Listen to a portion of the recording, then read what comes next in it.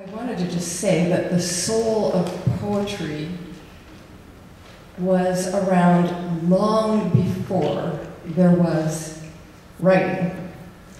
And therefore it is fitting that we are allowing poetry to go back into the airwaves and appreciate it through our ears and through our other senses. This is what Kim Rosen has to say. Poetry is the language of the soul.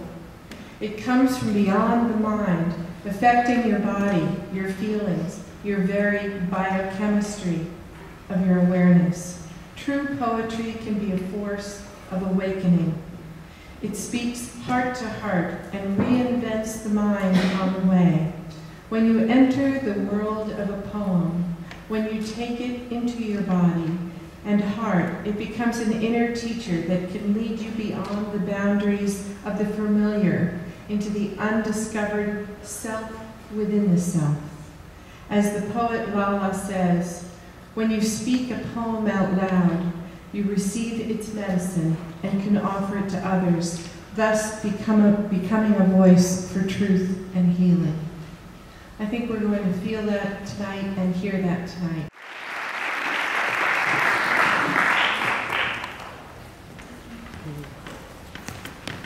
So my name is Rosa, and this is Ego by Denise Duma. I just didn't get it. Even with the teacher holding an orange, the earth, in one hand, and a lemon, the moon, in the other.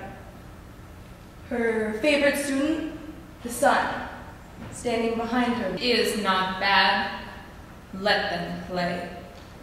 Let the guns bark, and the bombing planes speak his prodigious blasphemies.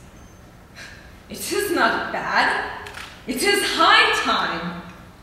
Stark violence is still the sire of all the world's values. So pure, so perfectly informed, that you start out shouting. Here, with the neon yellow arrows painted on the floor, shoot forward underfoot. Now, not watching, safe inside my own skin, to die, not having listened, not having asked, to have scattered life. My bands of silk and miniver momentally grew heavier. The black gauze was beggarly thin. The ermine muffled mouth and chin. I could not suck the moonlight in. Harlequin in lozenges. The art of losing isn't hard to master. So many things seem filled with the intent to be lost, that their loss is no disaster. Lose something every day. Accept the fluster of lost door keys, the hour badly spent. The art of losing isn't hard to master. Stand in the field long enough, and the sounds start up again. The crickets, the invisible toad who claims that change is possible, and all the other life, too small to name. First one, then another, until innumerable they merge into the single voice of a summer hill. Life is but an empty dream, for the soul is dead that slumbers, and things are not what they seem. Life is real, life is earnest, and the grave is not its goal. Dust thou art, to dust returnest, was not spoken of the soul.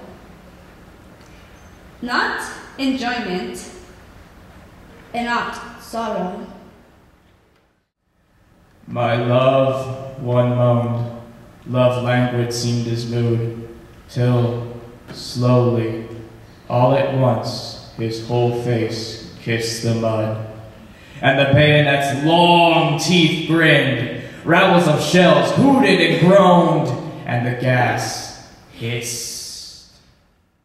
When I have fears that I may cease to be, before my pen has gleamed my teeming brain, before high-piled books in charactery hold like rich garners the full ripened grain, when I behold upon the night's starred face huge, cloudy symbols of high romance. Within the room it turned and turned, dived downward. Then I saw how order might, if chaos wished, become, and saw the darkness crush upon itself, contracting powerfully. It was as if it killed itself, slowly, and with much pain. Pain. The scene was pain, and nothing but pain. What else, when chaos draws all forces inward to shape a single... I prize thy love more than whole mines of gold, or all the riches that the east doth hold. My love is such that rivers cannot quench, nor aught but love from thee give recompense. Thy love is such I can no way repay, thee heaven's reward, thee manifold I pray. Then while we live, in love let so persevere, that when we live no more, we may live ever. These are the poems of a man who would leave his wife and child because they made noise in his study. These are the poems of a man who would murder his own mother to claim the inheritance.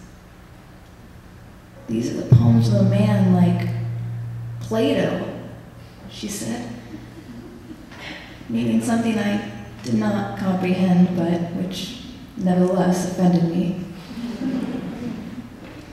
These are the poems of a man who would rather sleep with himself than with women, she said.